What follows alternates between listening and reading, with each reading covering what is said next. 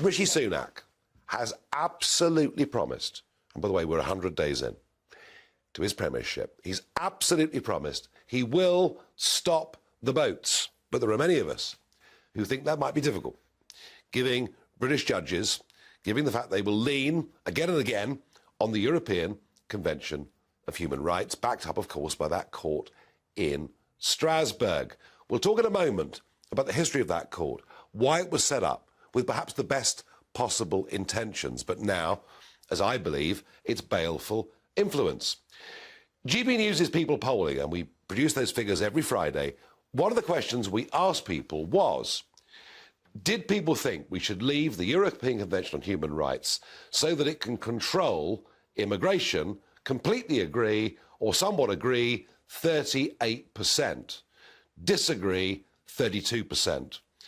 Now, the 30% wouldn't say didn't know. Now, you could argue that's a leading question, because we've asked about ECHR and controlling borders at the same time.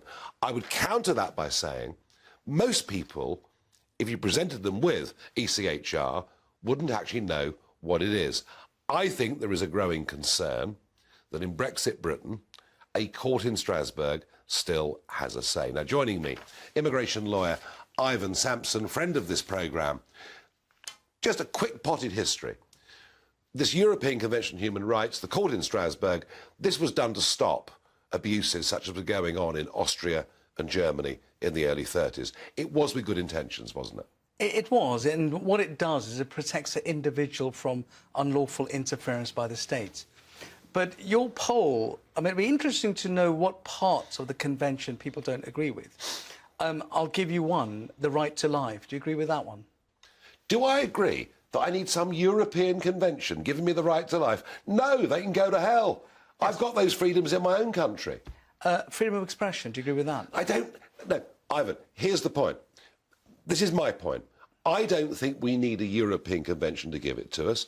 Whatever the imperfections of our country, we have, I would argue, since Magna Carta, actually lived in the freest of all European countries. Why do we need this stuff to be given to us? Because you can't have a government with unfettered rights against citizens. You need to have some protection for individuals. Okay, and that must be built into a democratic society. You can't have, otherwise we would live in some sort of dictatorship.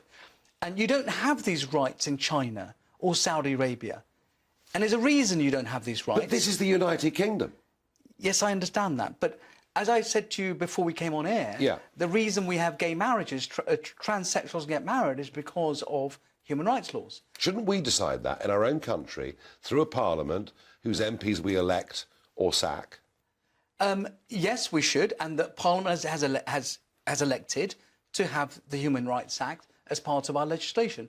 And that's what Parliament has decided. So, and they've done it because the principles of it protects everyone. And if they are fundamental principles that a civilised society would have entrenched in law, why would we come out of it?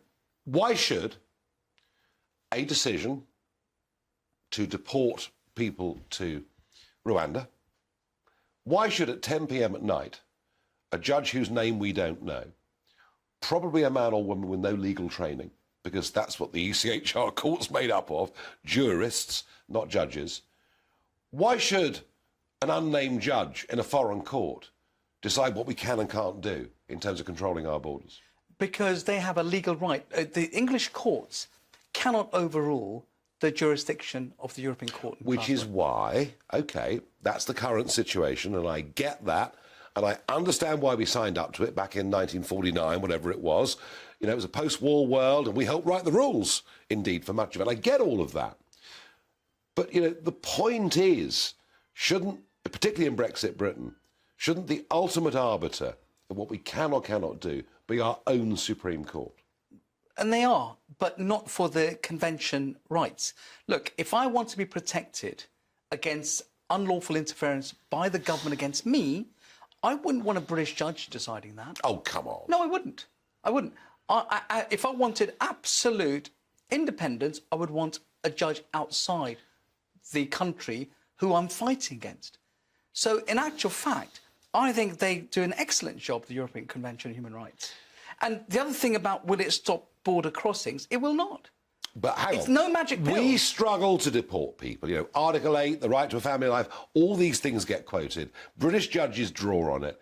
I mean, Ivan, let's get to the crux of this. We are not deporting people, even those who failed asylum.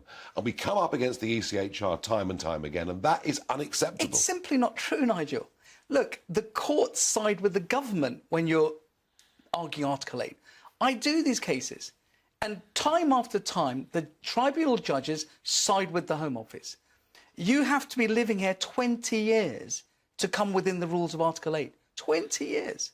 And the government's codified it. Look, and the benchmark for engaging Article 8 is very high. Why are we not deporting people who illegally come to Britain and fail asylum? Why not? Quite simply because we haven't got the systems to do that. The law allows the government to do that. The Home Office has the powers to deport people, to certify applications, to make applications inadmissible. The powers are all there. I tell you something. We're going to return to this ECHR debate. This is going to become a bigger issue in British politics. 68% of Conservative voters want to leave the ECHR. There are going to be voices within the Conservative Party making this argument. We at GB News are miles ahead of this debate, and it's going to come back. And Ivan, thank you